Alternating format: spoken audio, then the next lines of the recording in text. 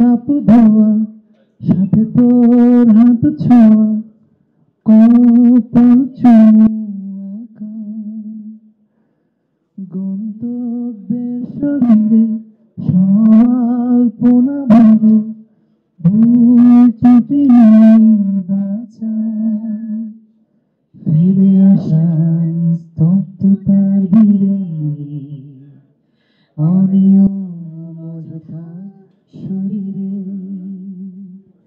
তুমি আমার হলে মন্দ হতো না, তুমি আমার হলে মন্দ হতো না।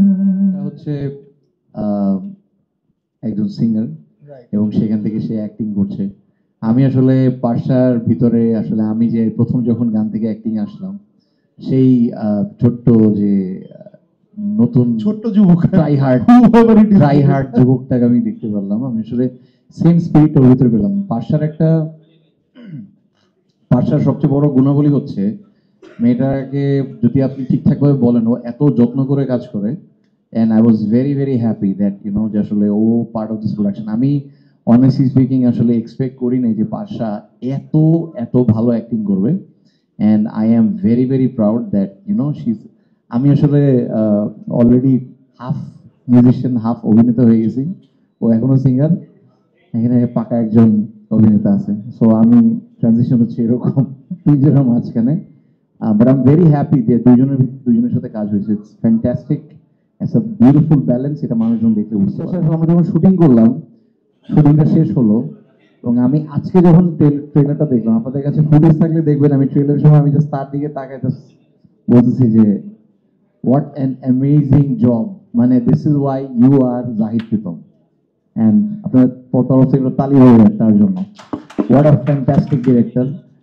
আর আমি আশা করবো এটা আসলে এরকম কাজ, এটা আমার প্রথম কাজ, এটা আমার শেষ কাজ না জাহিদ প্রীতমের সাথে। What about পার্সা? যতদূর মানে আমি যতদূর অভিনয় করেছি, এটা আসলে আমি তো বলতে পারবো না কেমন করেছি, এটা মানুষ বলবে। সো ওই রিভিউ আমি না যাই, কিন্তু আমার একটা বিশ্বাস ছিল প্রীতম ভাইয়াকে, মানে জাহিদ প্রীতম ভাইয়াকে আমি একদম ডে ফার্স্ট থেকে দেখছি।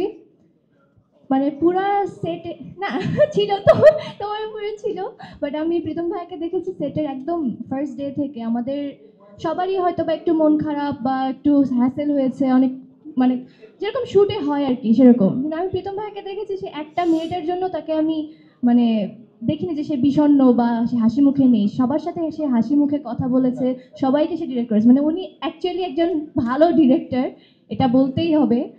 ওইখান থেকে ট্রেলারের কথা যদি বলি, আমার এক্সপেকটেশন এরকমই ছিল যে এমনই ভালো কিছু একটা আসবে।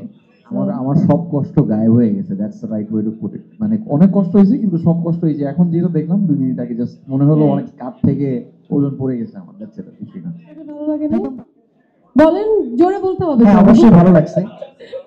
নাইস, আমার কাছে খুব ভালো লেগেছে, বিকজ আমি ট্রেলারটা আসলে আগে দেখিনি। থাকে না আর্টিস্টরা কিন্তু কি দেখার স্কোপটা থাকে আর্টিস্টদের, যে চাইলে একটু দেখে নিতে পারে, বাট আমি আসলে দেখিনি বিকজ আপনাদের সাথে বসে দেখবো বলে। So thank you so much Pritam ভাইয়া for this beautiful trailer. Thank you so much. Pritam ভাই, আপনি বলুন এবারে।